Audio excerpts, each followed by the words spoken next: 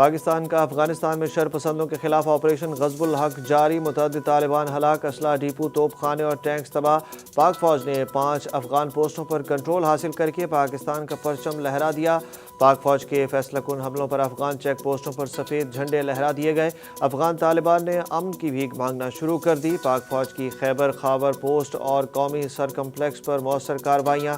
Pakistani forces کی کارروائیوں پر طالبان شدید بوکھلاہٹ کا شکار، گاڑی چھوڑ کر فرار۔ پاکستان کے فضائی حملوں کابل، قندھار، پکتیا، انگور اڈا اور ننگرہار میں بڑے اہداف نشانہ بنائے گئے۔ پاک فوج کے ہاتھوں ہزیمت اٹھانے کے بعد افغان طالبان نے سول آبادی پر حملے کیے، جن میں 5 افراد زخمی بھی ہوئے۔ طالبان حکومت کی کابل، پکتیا اور قندھار پر بمباری کی تصدیق۔ خیبر پختونخوا میں افغان خارج کے چھوٹے ڈرون حملے ناکام بنا دیے گئے۔ پاکستان کے اینٹی ڈرون سسٹم نے فتنہ الخوارج کے تمام ڈرونز کو مار گرایا۔ وفاقی وزیر اطلاعات عطا اللہ طارڑ نے کہا کہ خوارج دہشت گردوں نے ایبٹ آباد، سوات اور نوشہرہ میں چھوٹے ڈرونز کے ذریعے حملے کی کوشش کی، جنہیں اینٹی ڈرون سسٹم نے فضا میں ناکام بنایا۔ انہوں نے کہا کہ ان حملوں میں کوئی جانی نقصان نہیں ہوا، لیکن یہ واقعات دوبارہ افغان طالبان کے ساتھ دہشت گرد عناصر کے ممکنہ تعلقات کی نشاندہی کرتے ہیں۔ پاکستان اور افغانستان میں ثالثی کے لیے چین سہولت کار بن گیا۔ ایران نے دونوں ملکوں کے درمیان ثالثی کروانے کی پیشکش کر دی۔ اقوام متحدہ کی دونوں ملکوں سے مسئلہ بات چیت سے حل کرنے کی اپیل۔ چینی وزارت خارجہ کی ترجمان ماو ننگ نے پریس کانفرنس میں کہا کہ پاکستان اور افغانستان قریبی ہمسایہ ممالک ہیں، دونوں چین کے بھی پڑوسی ہیں۔ تنازع میں شدت پر تشویش ہے، ثالثی کے عمل میں سہولت کاری کر رہے ہیں۔ چین ہر قسم کی دہشت گردی کے خلاف ہے، اختلافات کو مذاکرات اور مشاورت کے ذریعے حل کریں۔ نائب وزیر اعظم اور وزیر خارجہ اسحاق ڈار نے غیر متوقع افغان جارحیت کے رد عمل میں پاکستان کی مناسب اور مؤثر کارروائی پر ترک وزیر خارجہ کو اعتماد میں لیا۔ اسحاق ڈار کا سعودی ہم منصب سے بھی رابطہ، پاکستان افغانستان سرحد کی صورتحال پر تبادلہ خیال کیا۔ روسی وزیر خارجہ سرگئی لاروف نے پاکستان اور افغانستان سے حملے فوری طور پر روکنے کا مطالبہ کر دیا۔ افغانستان نے سالمیت کو للکارا، ڈٹ کر مقابلہ کریں گے، منہ توڑ جواب دیا جائے گا۔ صدر اور وزیر اعظم پاکستان نے واضح پیغام دے دیا۔ سینٹ میں بھی افغانستان کی دراندازی کے خلاف مذمتی قرارداد منظور ہو گئی۔ صدر آصف علی زرداری نے کہا کہ کسی کو یہ غلط فہمی نہیں ہونی چاہیے کہ پاکستان دباؤ یا دھمکی سے مرعوب ہوگا۔ ہم تصادم نہیں چاہتے، لیکن اگر کسی نے پاکستان کے امن کو کمزوری سمجھا تو اسے سخت جواب دیا جائے گا۔ پچھلے 5 سال سے احسان فراموش طالبان رجیم اپنے محسن پاکستان کے خلاف اپنے ٹی ٹی پی دہشت گردوں کے ذریعے پاکستان کے طول و عرض میں دہشت گردی کی کارروائیوں میں مصروف ہے۔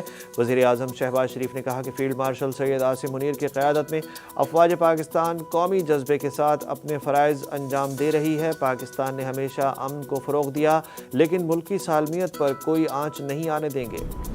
پاکستان ذمہ دار ملک ہے جو عزت کے ساتھ امن کا خواہاں ہے۔ فضائیہ قوم کی توقعات پر پورا اترے گی۔ پاک فضائیہ نے 7 سال پہلے مؤثر جواب سے دشمن کے برتری کے زوم کو توڑ کر قابل اعتماد دفاعی توازن بحال کیا۔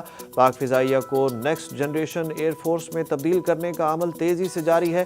سربراہ پاک فضائیہ air chief marshal Zaheer Ahmed Babar Sidhu کا آپریشن سوئفٹ ریٹارٹ کے 7 برس مکمل ہونے پر air headquarters Islamabad میں خصوصی تقریب سے خطاب۔ آئی ایس پی آر کے مطابق تقریب سے خطاب کرتے ہوئے سربراہ پاک فضائیہ ظہیر احمد بابر سدھو نے کہا کہ دشمن نے تاریکی میں پاکستان کی خود مختاری کو چیلنج کر کے غلط اندازہ لگایا تھا۔ 2021 سے مالی دباؤ کے باوجود پاک فضائیہ کی جامع جدید کاری اور انڈیجنائزیشن کا عمل جاری ہے۔ مقامی طور پر تیار بغیر پائلٹ فضائی نظام اور الیکٹرانک وارفیئر صلاحیتیں فعال ہیں۔ پاکستان کی جانب جو میلی آنکھ اٹھے گی نوچ لی جائے گی، جو ہاتھ اٹھے گا توڑ دیا جائے گا۔ وزیر اعلیٰ پنجاب مریم نواز کا دشمن کو اینٹ کا جواب پتھر سے دینے پر پاک فوج کو خراج تحسین۔ انہوں نے کہا کہ سلام ہے ان غازیوں پر جنہوں نے ثابت کیا کہ پاکستان کی سرحدیں ناقابل عبور ہیں۔ آپریشن غضب الحق خوارج کے لیے پیغام ہے کہ پاکستان کے صبر کا پیمانہ لبریز ہو چکا ہے۔ پاکستان کی سرحدیں آہنی دیوار ہیں، ٹکرانے والا ہر فتنہ پاش پاش ہو جائے گا۔ ہم اپنے شہداء کے خون کے ایک ایک قطرے کا حساب لیں گے۔ جو زبان دشمن کو سمجھ آتی ہے، اب اسی زمان میں اسے جواب دیا جائے گا۔ قومی سلامتی پر کوئی سمجھوتا نہیں ہوگا، پاکستان کی ایک ایک انچ کی حفاظت قومی فریضہ ہے، وزیر اعلیٰ خیبر پختونخوا سہیل آفریدی نے پیغام جاری کر دیا۔ سہیل آفریدی کا کہنا تھا کہ پاک افغان کشیدگی کے تناظر میں متعلقہ اداروں سے مسلسل رابطے میں ہیں، پاک افغان کشیدگی کے باعث پیدا ہونے والی صورتحال پر عوامی خدشات سے آگاہ ہیں۔ وزیر اعلیٰ نے کسی بھی ہنگامی صورتحال سے نمٹنے کے لیے انتظامیہ کو الرٹ رہنے کی ہدایت جاری کر دی۔ انہوں نے کہا کہ سرحدی اضلاع میں عوام کی جان و مال کے تحفظ کے لیے ضروری اقدامات کیے جا رہے ہیں۔ پاکستانی سوشل میڈیا صارفین نے برطانوی نشریاتی ادارے اسکائی نیوز کی پاکستان مخالف جھوٹی خبر کو بے نقاب کر دیا، اسکائی نیوز کو پوسٹ ڈیلیٹ کرنے پر مجبور کر دیا۔ رپورٹس کے مطابق اسکائی نیوز نے اپنے social media platform X پر دعویٰ کیا تھا کہ افغانستان کی فضائیہ نے پاکستان کے خلاف حملے کیے ہیں، لیکن پاکستانی صارفین کی جانب سے شدید رد عمل اور حقائق کی نشاندہی کے بعد ادارے کو اپنی پوسٹ ڈیلیٹ کرنا پڑ گئی۔ وفاقی وزیر اطلاعات عطا اللہ تارڑ کے مطابق افغان طالبان رجیم نے پاکستان کی مربوط اور مؤثر کارروائی کے بعد سوشل میڈیا پر فیک نیوز کا سہارا لیا، جس کے بعد بین الاقوامی چینل نے فیک خبر ڈیلیٹ کر دی۔ پاکستان کی شکایت جائز، مگر افغانستان کی خود مختاری اور داخلی مشکلات کا احترام بھی ضروری ہے، مولانا فضل الرحمان نے موجودہ صورتحال پر تشویش کا اظہار کر دیا۔ جے یو آئی کے میڈیا سیل سے جاری ہونے والے ایک بیان میں مولانا فضل الرحمان نے کہا کہ یک طرفہ عسکری مہم جوئی مسئلے کا حل نہیں بلکہ مزید پیچیدگی کا باعث بنے گی۔ جذباتی رویے دونوں ممالک کے لیے پیچیدگیوں میں اضافے کا سبب بن رہے ہیں۔ مولانا فضل الرحمان نے دونوں ممالک سے تحمل، برداشت اور ذمہ دارانہ رویوں کو اپناتے ہوئے فوری جنگ بندی کی اپیل کی ہے۔ پاک افغان کشیدگی کے باعث اسٹاک مارکیٹ میں شدید مندی، انڈیکس 3000 سے زائد پوائنٹس گر گیا۔ Automobile assemblers, cement, commercial banks, fertilizer سمیت بڑے شعبوں میں فروخت کا رجحان غالب رہا۔ دن کے اختتام پر 100 انڈیکس 830 پوائنٹس کی کمی کے بعد 1,68,062 پوائنٹس پر بند ہوا۔ آج 53 کروڑ شیئرز کے سودے 25 ارب روپے میں طے ہوئے، جبکہ مارکیٹ کیپٹلائزیشن 89 ارب روپے کم ہو کر 18,930 ارب روپے ہو گئی۔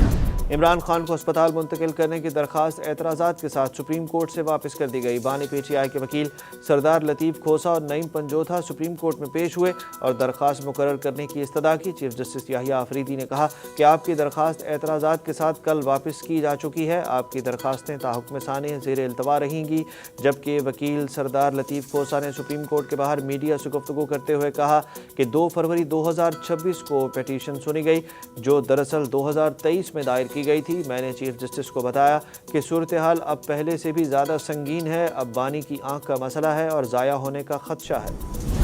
ایمان مزاری اور ہادی علی چٹھا کو رہا کرنے کا حکم دے دیا گیا۔ اے ٹی سی اسلام آباد نے ایمان مزاری اور ہادی علی چٹھا کو 2 مقدمات میں ضمانتیں منظور کر لیں۔ جج ابو الحسنات محمد ذوالقرنین نے اسلام آباد ہائی کورٹ اور پریس کلب کے باہر احتجاج کے کیسز میں 5-5 ہزار روپے کے مچلقوں کے عوض ضمانتیں منظور کیں۔ T20 ورلڈ کپ میں پاکستان سیمی فائنل کی دوڑ میں رہے گا یا نہیں، فیصلہ آج ہو جائے گا۔ گروپ 2 کے اہم میچ میں آج انگلینڈ اور نیوزی لینڈ کی ٹیمیں کولمبو میں مد مقابل ہیں۔ انگلینڈ کی نیوزی لینڈ پر فتح پاکستان کی امیدوں کو برقرار رکھے گی، لیکن نیوزی لینڈ کی کامیابی سے پاکستان کے لیے اگر مگر کا چکر ختم اور سری لنکا کے خلاف شیڈول آخری گروپ میچ رسمی کارروائی ہوگا۔ نیوزی لینڈ کی انگلینڈ کے ہاتھوں شکست اور پاکستان کی سری لنکا پر فتح بھی پاکستان کو براہ راست سیمی فائنل میں نہیں پہنچا سکے گی۔ پاکستان کو سری لنکا کے خلاف مخصوص مارجن سے لازمی فتح درکار ہوگی۔